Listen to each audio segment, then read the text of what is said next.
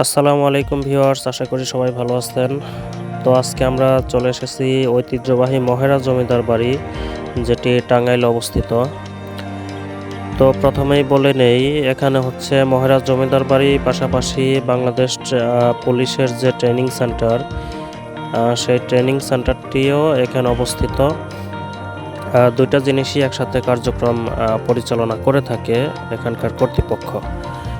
আর এটা হচ্ছে যে টিকিট কাউন্টার, এখানকার টিকিট 60 টাকা টিকিট। তো আমরা একটু ভেতরে গেলে বিশাখা সাগর এটি একটি পুকুর।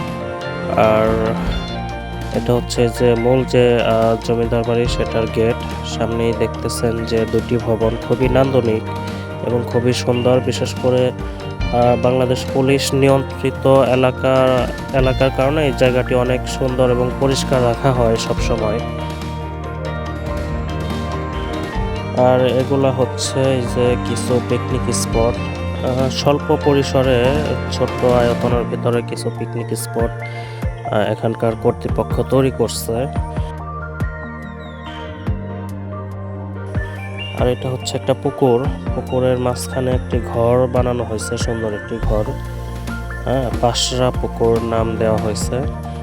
আর পুকুরের মাছগুলোও দেখতে অনেক সুন্দর। আর এই যে এটা হচ্ছে যে পেছনের যে অংশ জমিদার বাড়ির, এখানেও পুলিশের যে সম্ভবত কোয়ার্টার এগুলা,